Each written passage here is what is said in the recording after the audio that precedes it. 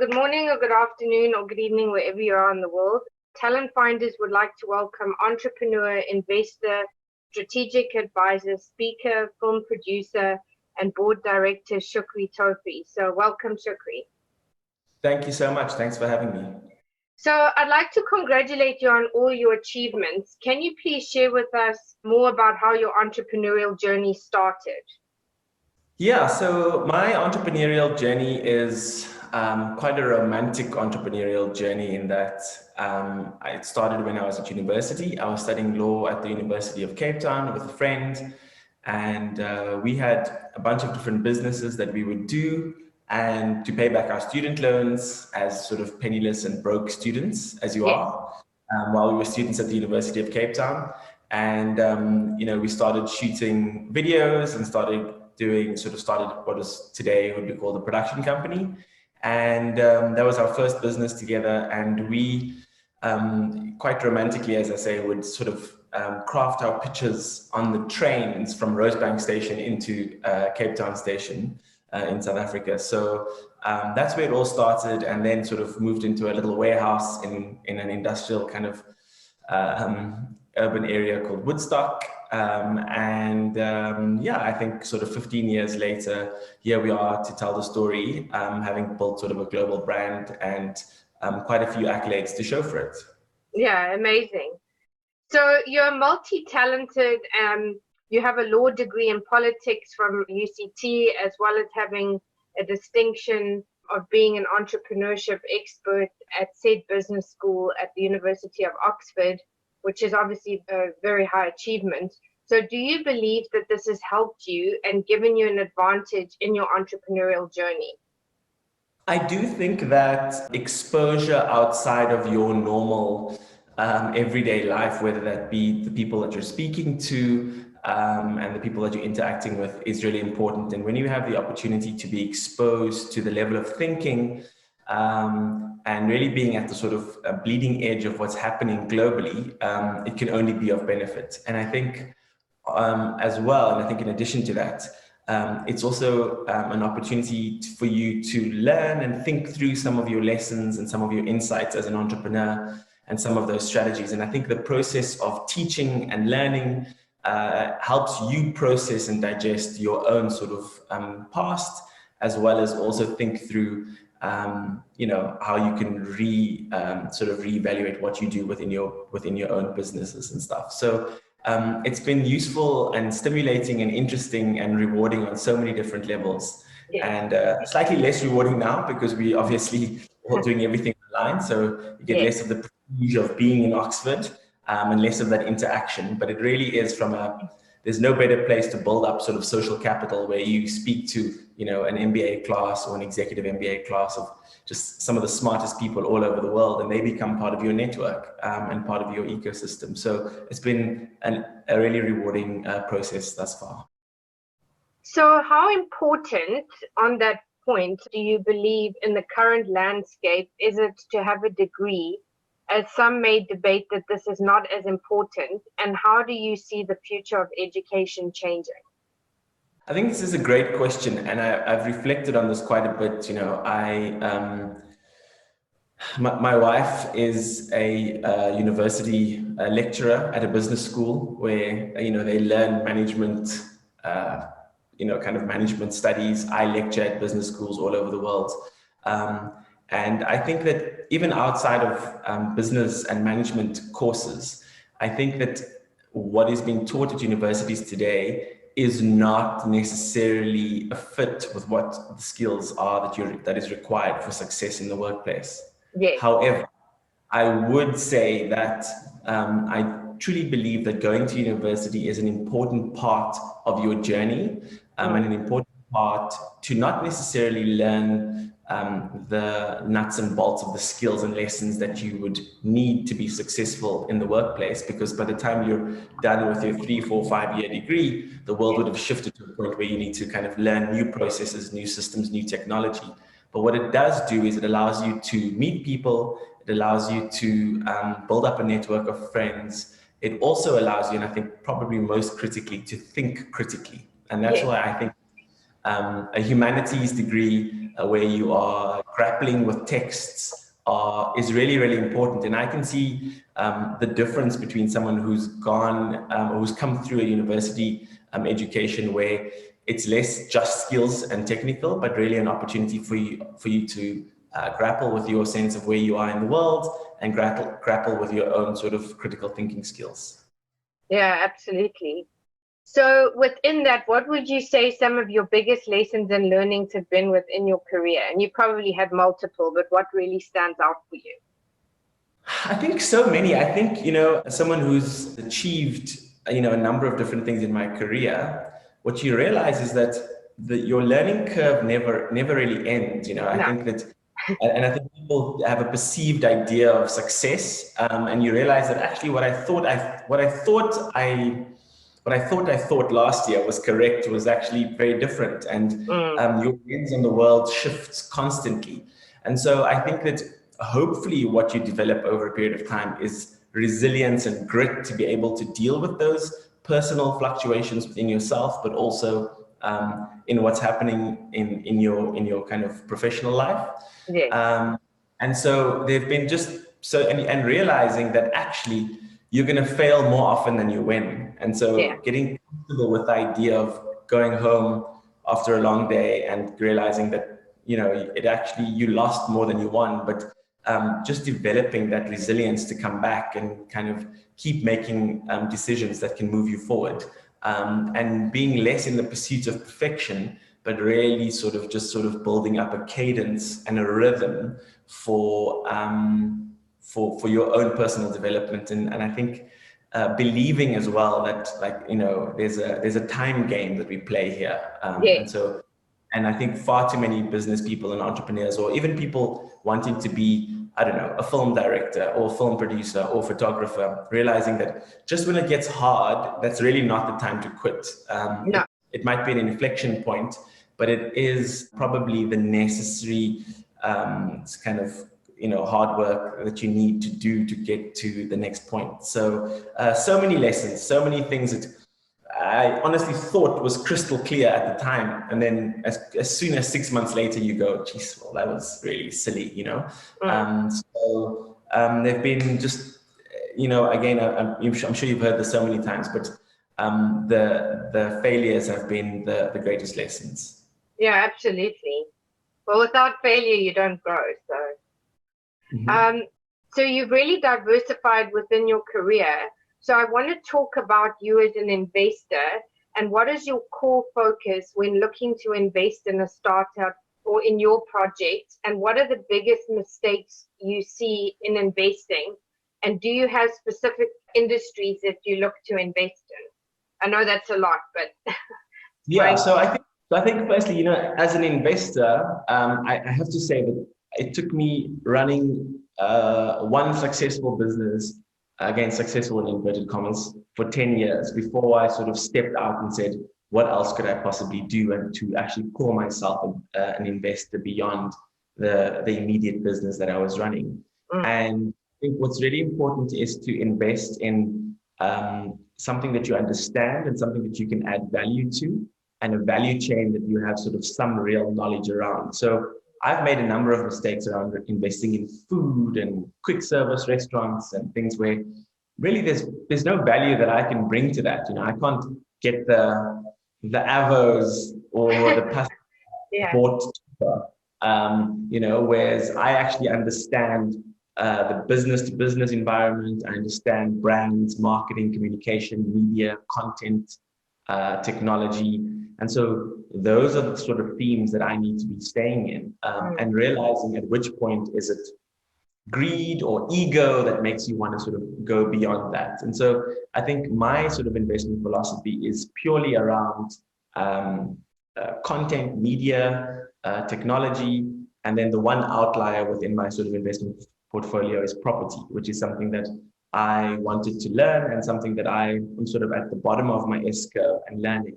And so I've done a number of property deals, and I realized that that's to offset, I think, the sort of turbulence of the media and technology landscape, and really to offset that with slower yield, slower growth, and making sure that almost in a McDonald's sort of way, that you don't realize that, oh, geez, these guys are actually in the business of property, but that's not something that's going to be spoken about. So that's something that I think people don't really realize, is that I'm a property investor as much as I'm a media investor.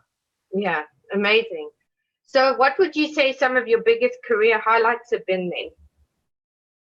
You know, I get asked this all the time, and I think it's part and parcel of the game and the industry games that you have to play to play the kind of, hey, I won this award, or I've been acknowledged for this, and all of those types of things. But I think, and there've been numerous for me. You know, I've spoken at the G20 World Policy Forum. I lectured at Oxford University. I was a finalist in the EY World Entrepreneur Awards. I've been featured in Forbes. I've been on the cover of Fast Company magazine. And to be honest with you, none of those things in and of themselves help but I suppose what they do is they build a brand. And I think that what I always say... It's additional credibility, right? Yeah. And I think that what it does, my greatest achievement as an entrepreneur, is that I've been able to run a cash flow positive business for 15 years, and now a number of cash flow positive businesses and investments for 15 years. And I think that is any entrepreneur's ultimate sort of goal and success. And the actual achievement is not the award or the company standing, but the freedom that brings you. And I think entrepreneurs need to realize that actually, if you become a slave to the businesses that you build, it's really not worth it. You need to be able to drive towards the freedom and the independence that you desire within yourself, to find that level of self-fulfillment. Yeah, absolutely. So you're also a global keynote speaker. So was this a natural transition for you? Was this a challenge? It was a relatively, I think for a long time, people have been saying you should speak more. In fact, people are still saying to me now, even my own team, you should have a podcast, you should do all of these different things. And so I was a bit reluctant to kind of go out there and build a personal brand that's outside of the businesses that I am a shareholder in. And when I started to do that, I started to sort of gain all the benefits that come with that. I've always been able to articulate myself well and be able to kind of debate and do speech competitions and things like that, and or even drama at high school for that matter. So I think those type of things you realize you draw on when you have to sort of address an audience of like 3,000 people. It's actually what you learned at drama school at high school, that the ability to kind of process your breathing, process your thinking, your thoughts, memorize things that you want to say, and that really come to the fore. And so I think I would always actually encourage people to do drama and to performing arts, not to necessarily become a performer, but I think the ability to communicate and articulate your thoughts becomes a very important tool in the business landscape. Yeah, absolutely. So that leads me to talking about leadership, or the lack of leadership, from both a global and entrepreneurial perspective. So what do you believe needs to change, and what do you believe makes your leadership style different? And can you give us any examples?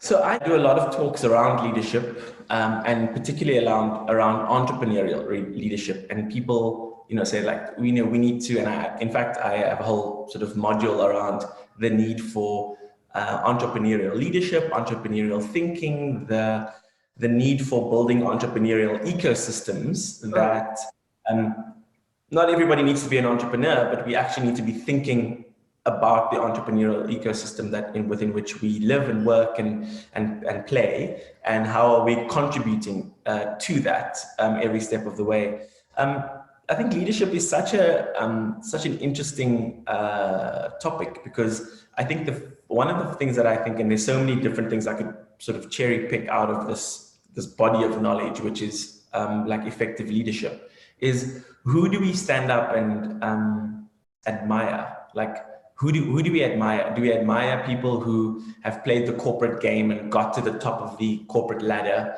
through standing on other people, and in fact, I would argue that actually don't have the requisite skills, even when you get there, to understand the kind of strategic underpinnings of running an effective business. I think that sometimes leadership can be seen in someone who's running a coffee shop on the corner, or someone who's running an effective hairdresser, or like someone who's actually leading a community project. And so I think I look for leadership and inspiration from alternative sources.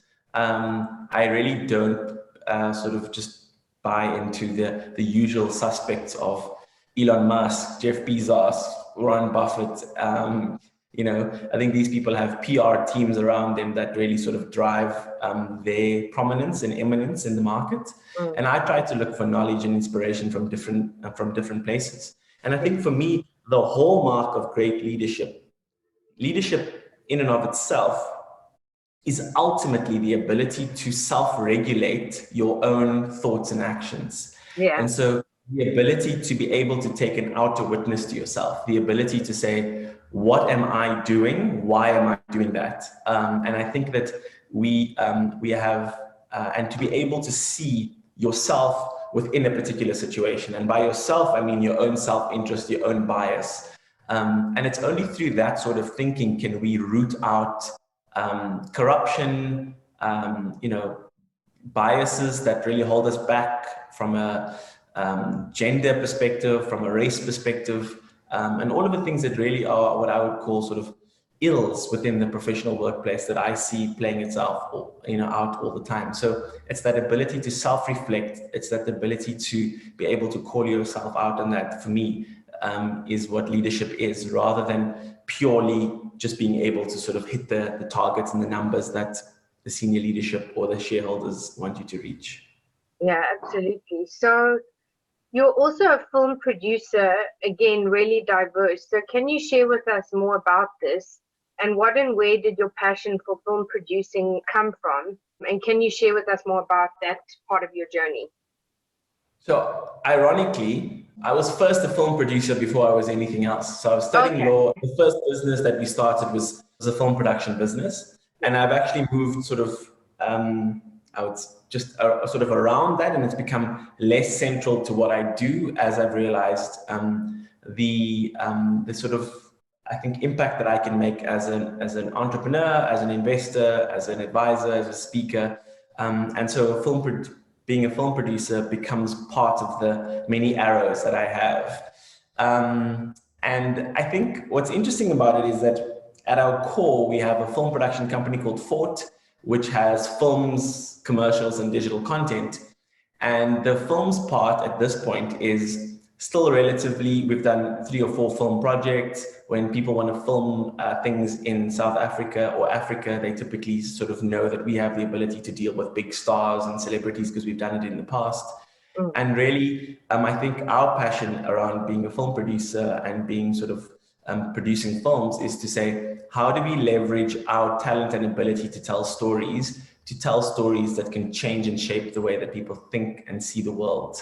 And I think that's where we are. I think it's less about sort of making money and really sort of like a personal vocation that's linked to my sense of purpose of using the skills that we have for greater impact and for social change. And so the type of stories that we want to tell are ones that are, ones that can highlight stories that perhaps would never be told, or that can change the way that people think. So that's the goal for me as a producer, or at least as an executive producer that can potentially put deals together. So your current focus is changing the current landscape globally, which is a personal mission of yours. And this reflects in all your work and projects you embark on. So can you share with us more about this, and what is your ultimate vision? So I think my ultimate vision is to make sure that we as a group of companies become a bastion of inspiration and hope in developing markets. And really, for me as a business person that has a voice on the global stage, is to make sure that we can not only gain knowledge from Western markets, but really be an intrinsic part of feeding in knowledge around inequality, around leadership, around strategy, around all the types of things that developing markets are starting to grapple with.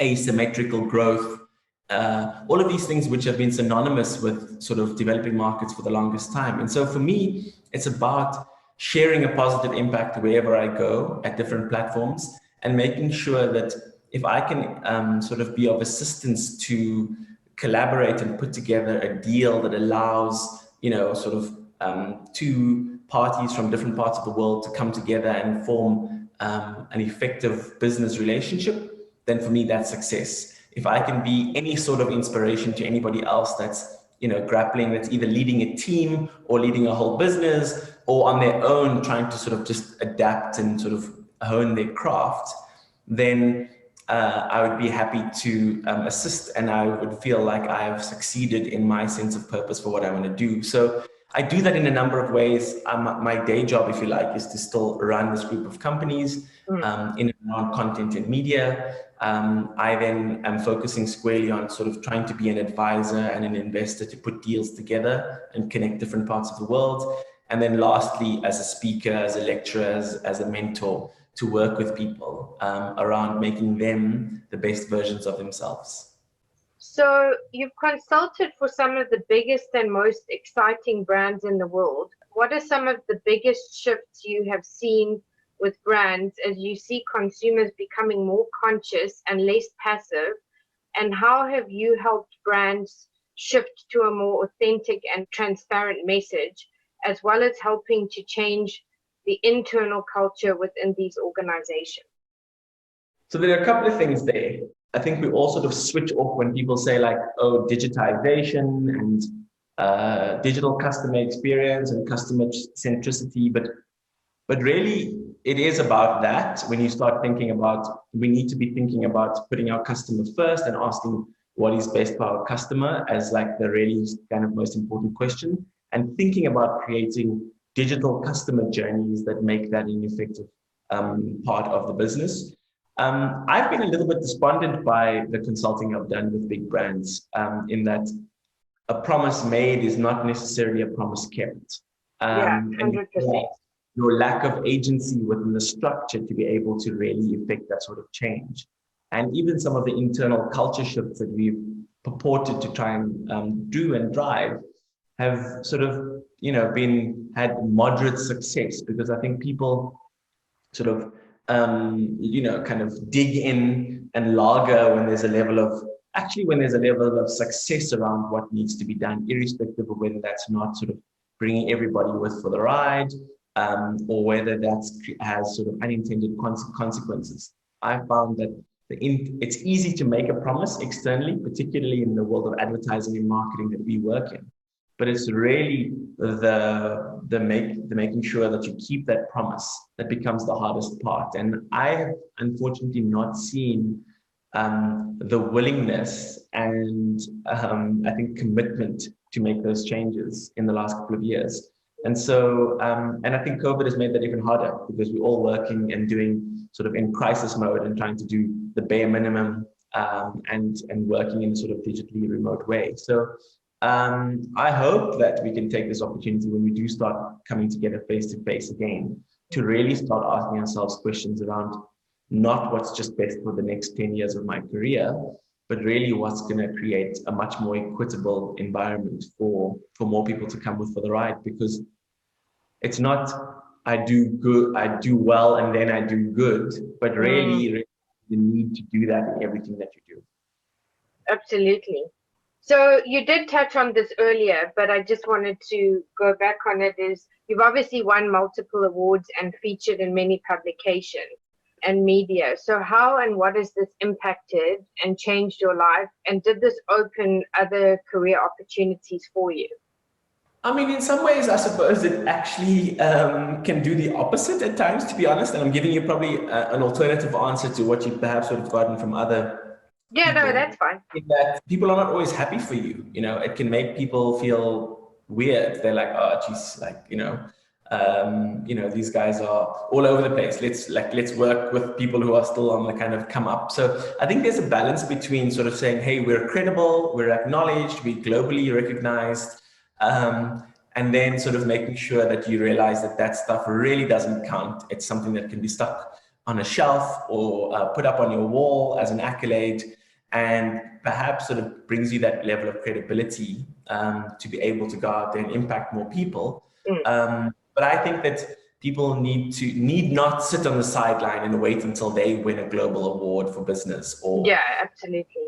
any of those types of things, because I do believe that I think lessons and things should be an intrinsic part of what you do at every step of the way, rather than just when I get to that point, when my turnover is $10 million, when I get there, when I buy that house, when I have No such thing. You'll wait forever. Exactly. Yeah. So it's been good. It's been great, but I think you've got to see it in the context of a far larger journey. Yeah, absolutely. So that leads me to the final question. What are the 3 key pieces of advice you would give to other entrepreneurs, and what legacy would you like to leave, or how would you like to be remembered? 3 key pieces of advice. I think entrepreneurs generally have some sort of point to prove in the world. And the first thing is, I think, would be to sort of realize what that is, like what's driving you, and be conscious of the way in which it fuels your passion and your commitment to whatever it is that you wake up in the morning to do. But don't let it consume you, and let it make you lose sight of the journey that you're on, and the fact that you actually have to enjoy it every step of the way, and make sure that you're not on this mission just to prove a point. And I think that when you delve into the psyche of entrepreneurs, you'll realize that there's some sort of point that they really have to prove, some sort of pain that they are trying to get rid of through the process of becoming a successful entrepreneur. I would say my second point would be to surround yourself with like-minded people, because 9 out of 10 people are not going to understand your mindset, what you're going through. So seek out people that are going through similar things. And again, I would argue that someone who's running a small business as a corner shop might have more to offer you than someone who's an executive in a business. And so just think through what advice you're sort of taking, and what you're thinking about. And then the other thing that I would say is, am I an entrepreneur? Because I think too many people, I think there's so many different things that make up an entrepreneur. So often you need business partners that, perhaps potentially wouldn't want to be entrepreneur number 1, taking all the headwind, but really someone who's a good doer, a good finisher. Should I be supporting and working with an entrepreneur and actually helping them bring it to life and having some shares in that? You need not be the person, the worm on the hook, as the person to be an entrepreneur. And I think that we need to sort of be real and honest with ourselves and try to develop a level of authenticity around what we do, because when you get to that authentic place, it's just easier, So my legacy would be, how many people have I helped? How many other entrepreneurs? I have such a soft spot for people who are trying in this world. Yes. I always joke and say, I'll never stop anybody going for the boy or girl that they want in their life. Go for it. Ask the girl out, ask the guy out. And similarly in business, if you step out and say, I'm going to try and give this a go, I'll be your first customer and be there every step of the way. And so I'd like to be remembered as someone that can assist people in their kind of personal pursuits and their journey. Amazing. Well, thank you so much for your time today, Shukri, and I hope we can have you back in the future. If people would like to connect with you, what are the best platforms to do so? I think the best would be either on LinkedIn or Instagram. Actually, I use Instagram as sort of quite a primary platform as well. So it's just at Shukri Toefy on both LinkedIn and Instagram. So yeah. Perfect. Thanks so much. Cool.